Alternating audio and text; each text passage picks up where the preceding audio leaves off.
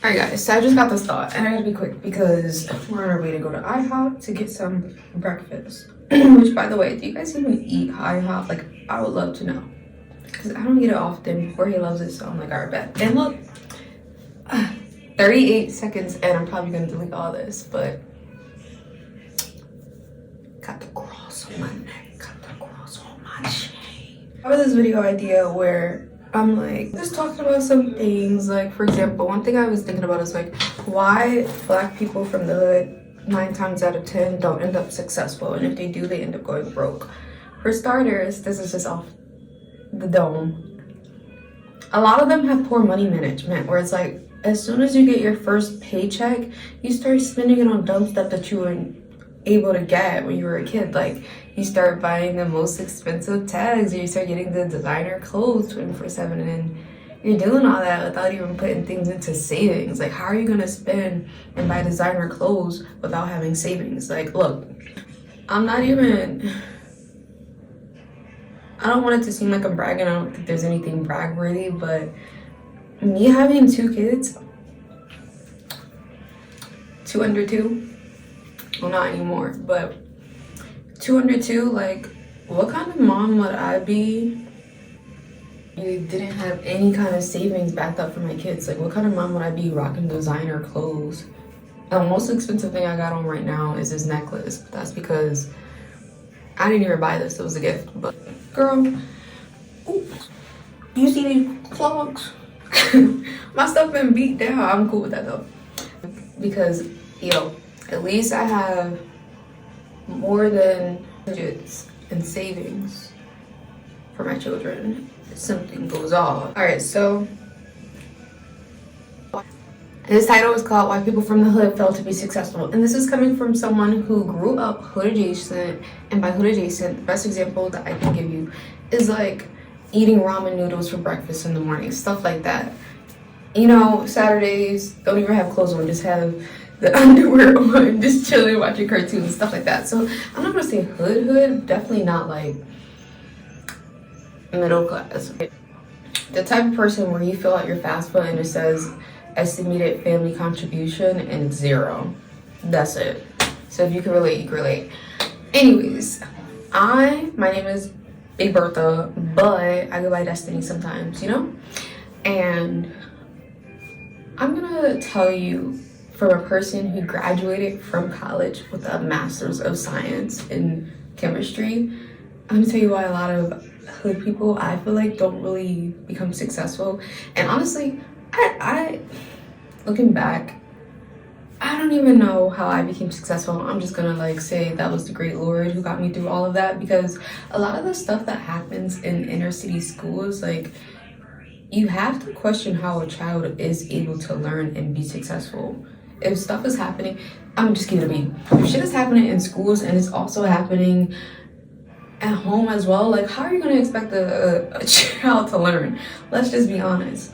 So one of the biggest things that, like, I think causes children not to be successful is the, what is it, kindergarten to prison pipeline, or like preschool to prison pipeline for black men.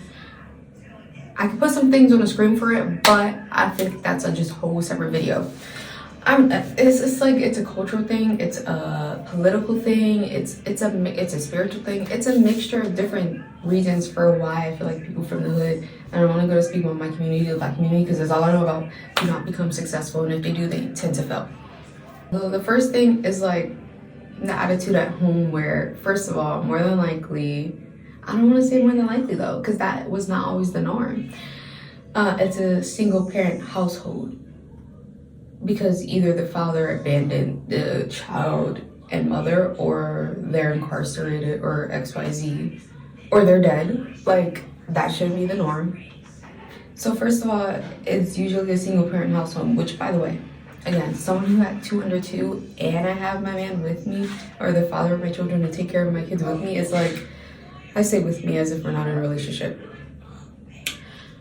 We had 2 under 2, and we still got help from Jorge's parents. And like, I know you've seen my videos previously. I am still going through sleep deprivation. So imagine a single mom having to raise kids But on top of that, they have to work 24/7. Like they're working overtime, they're stressed out. And then if the relationship wasn't that good of a relationship, or it was very toxic and abusive, which, no offense, a lot of the hood relationships are very toxic and abusive. Like that's why they're so adrenaline inducing, and like they make you feel crazy. Imagine now having to raise these children by yourself, working overtime. Like you start to build resentment and anger and hatred, and then it starts to be expressed to the children because you can't express it anywhere else.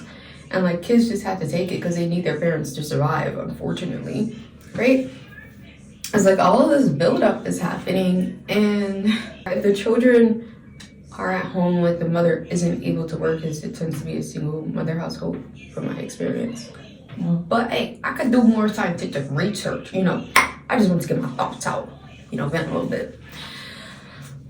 So if the mother isn't able to pull in overtime, they don't have the best funds. And like, yeah, you can get on social services and welfare and all of that. But like, the government does a lot for you to get on those things. I know, because in college, in grad school, when I wasn't getting paid enough, I signed up for those things, and it was in a county, it wasn't in the city. I think it's easier to get in those things in the city. But like in the county, it was just a lot. Like grad school wasn't paying for me and my baby. I mean, thankfully I had the support. Jorge he was great. He would always send me money like daily, almost daily.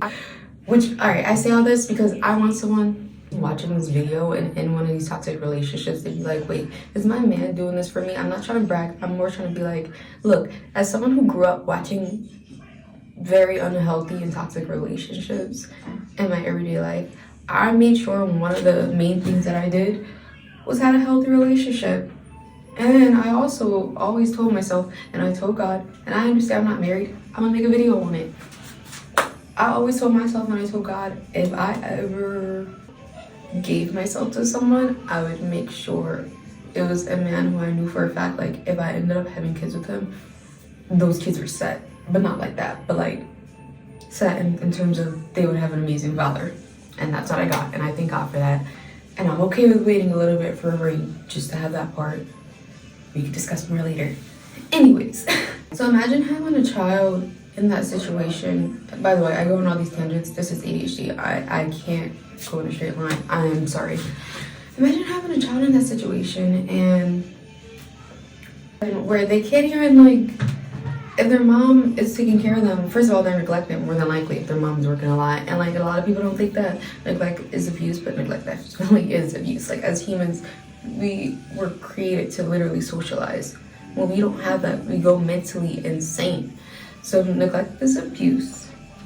On top of that, imagine this child not having any food because they don't have money for food, or they can't get on welfare, like their parents can't get on welfare, or the parents are starving them or something like that, right? And that parent more than likely is going through trauma that they can't afford therapy for. So it's like all of that being put onto the child, and it's this big stressful event. It's like, imagine a child now going to school where they have a headache because they didn't eat the night before, or they have to wake up to their parents arguing before the bus or something like that.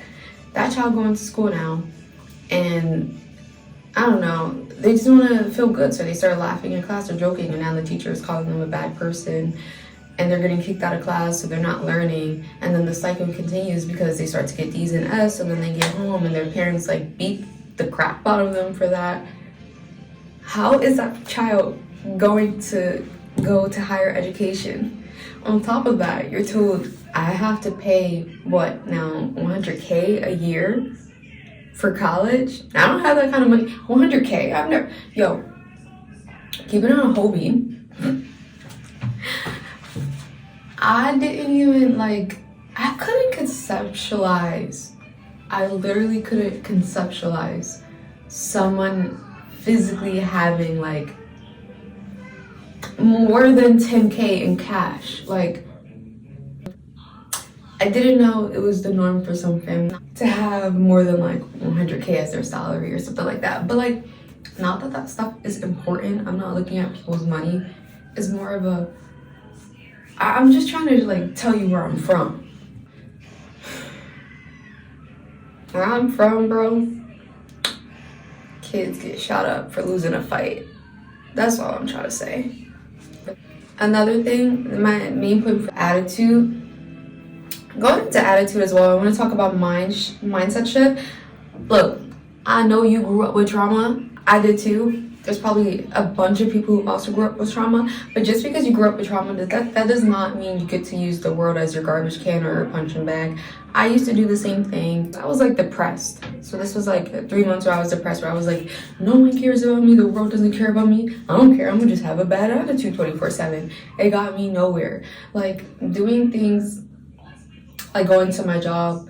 Let's say I work at a customer service job and I'm like, well, I don't care. No one cares about me. Then I'm gonna just have an attitude. So when I'm giving people their food, I'm like, here you go.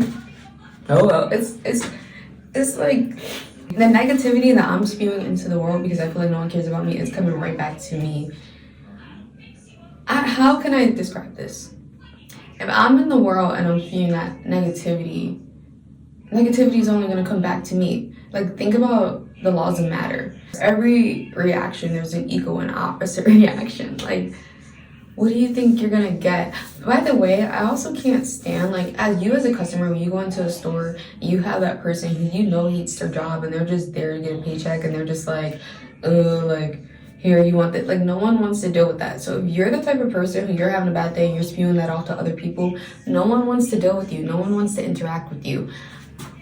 What in your mind makes you think you're going to be successful if no one wants to interact with a person like that? Like, let's be totally honest. And keeping it a whole 100, you are going to have to work in this life no matter what you do. You're going to have to grind. You're going to have to grind. Might as well grind for something good. Because growing up in the hood adjacent, not completely hood, but hood adjacent household that I did, could have went to the streets, could have went to the pole, could have gone so many different routes, but I looked at the end game for everything that was happening to people who went those different routes. You go to the pole, you're probably there for a good few, and then your peak reaches, and then everyone calls you those names. You go to the streets, you're either gonna end up dead or in jail. So I was like, what would make me the most amount of money to get out of the hood without selling my morals? And I was like, you know what? School. It seems like people who take this education thing seriously, they end up actually doing well. And not only that, they get to keep their success. So I grinded. I stayed out of relationships. I stayed out of playing around. I stayed in my books. And I got my ass in college and got it paid for through scholarships. Have a positive attitude. All I'm saying is that no matter what your circumstance is, thank the good Lord that you're even breathing that day, because that's another opportunity. Goddamn, that's another opportunity for you to change the things in your life, for you to become successful. Like, okay, let's say I didn't want to go home because I didn't want to deal with the toxicity. I would force myself to stay after school, and I'm like, okay, instead of like being on my phone after school, I gotta just do my homework. Might as well do it now, so then when I go home, I can just chill and watch TV. Like, things that you stop waiting for things that you wish you had. Like, oh, like I wanna become a YouTuber, I wanna become a fashion designer, but I don't have the money for it. Boys, girls, 90% of self-made millionaires didn't come from money, they came from poverty. 90%. I have to do that so y'all can remember. Like 90% of them came from poverty. They just grinded. Like, that's the honest God truth. You have to grind no matter what. No matter what job you go to, you gotta grind. As I was saying, I stayed after school and I did my work. I played the game smart. All right. And this is where I think God came in though, because like, I'll do more of my testimony. None of this was humanly possible. It was God. Like, all right, let's say I had to grow up and be like the family maid and clean up and stuff, or my mom would trick me into cleaning up. Instead of taking it harshly, I would just tell myself, you know what, that's okay, because whenever I get my own place, like I'm gonna know how to clean.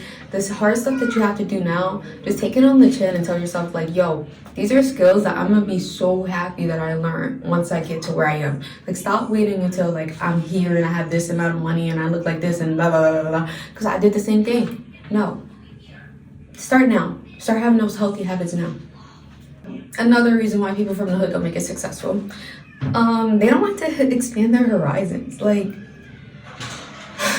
I could talk more about this, but that prayer that I made where I said I'm not having children by a man who I know is gonna like dump me for dead. I'm not doing that whole child support and baby mama drama and stuff. That prayer that I made, I had to expand my horizons. I'm gonna be honest. Like, I'm not one of those people who's like pro or against dating out your race. Do whatever you want. But for me, I was like, if I'm gonna be with a black man, I am not gonna be with a black man who does the same stuff that I grew up with, because I will not do that struggle of and continue that whole trauma cycle. Just so happened that I ended up dating a Dominican. But yeah, I was like, I had to expand my horizons. Child, I don't even want to be honest. Yo, child, y'all know that struggle love where like y'all go out to eat and like they can't even buy you a meal. Like, I go on a date and you gotta bring your own money to pay for stuff. That was the kind of dates that I was on. When I met Jorge, he said, not only, boo-boo, I need to get into it, I'm sorry. Not only can you get an entree, you can get a drink, whatever appetizers you want, and dessert. And I'm paying and tipping? Boy, the money don't matter, but like, to find someone who didn't count every penny, like how I grew up with and stuff like that, it expanded my horizons. Like, there's more to life than struggle love. There's more to life than penny pinching. Like, yeah, expand your horizons if you want to be successful. Stop thinking it's a crab in the barrel mindset too. And everybody who's successful is trying to get after you and your money. Like, the reason why I tell you to grind is because in the beginning of your career, whatever success that you have, you're not going to be paid. You're going to be underappreciated. You're probably going to hate it a lot. That's why it needs to be a passion and something you actually want to do, or you have to force yourself to do it. Like, it's not going to be a thing where it's enjoyable at first. Like, anything that's hard work isn't enjoyable at first. Think about it like this. When you grow a garden and you plant a seed, that seed has to die and then be reborn again and then grow into something. Like, it's going to suck before it gets better. Okay? Okay. So when you're in the beginning of your career and you're starting to get noticed, like, don't make enemies of the people who are already successful, because guarantee networking, everyone knows each other. And once you start making enemies with this one person, this one company, this one thing, everyone sees you as a problem. And if they already trust this thing that was this reliable source, this reliable company that's been there for the past 30 years, who already like set up their platform and made their name, why would they trust you, a newcomer, over them? Like, be logical right now. I'm not sure if I already made this point, but yeah, this point is the entitlement, believing the world owes you something for existing. Like, bro, the world don't owe us it. The world don't owe us nothing. My mom used to say this phrase, like, but life's not fair. I would say, but that's not fair. My mom would be like, well, life's not fair. And I used to like internalize her words, but that's the hood mindset. Now I'm like, okay, life might not be fair, but God's fair. It'll work out.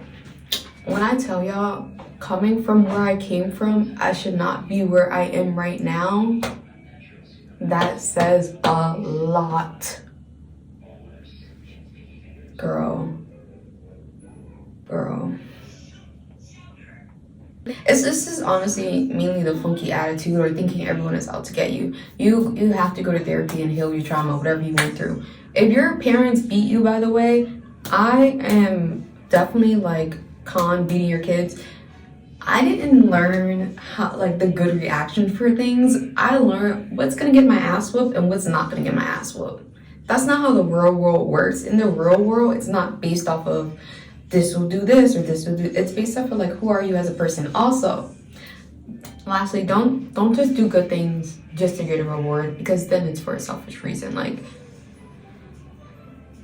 everyone knows your true intentions, even if they don't say it and you think you're playing someone. Deep down inside, we all know when we're being scammed or someone really doesn't care about us or X, Y, Z. We just play along with it for whatever reason, but don't do good just to get good karma back in return. More than likely, you're not gonna get good karma back in return like you thought. It's just gonna be like the negativity that you put out in the world. But Black people from the hood, basic licks, fix your attitude, go to therapy, expand your horizon, stop staying in the hood, stop thinking you have to live in that hood mentality. There are so many different people who live, like, I'm not saying better than you in terms of physically, but better than you mentally.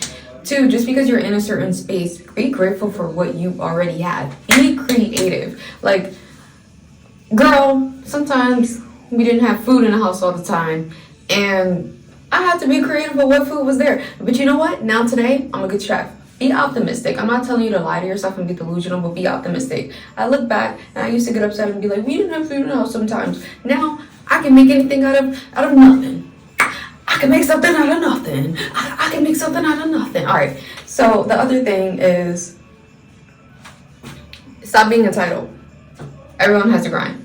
Unfortunately, other people started the race before you, but everyone still has to grind. And I know burnt out happens. I follow the good Lord because he gives me back. But you gotta find a way. Also, don't repeat the habits and cycles that you saw your parents doing growing up, because like you saw the outcome of what they did. What you think that won't happen to you? Alright, I gotta go because it's getting loud. Bye!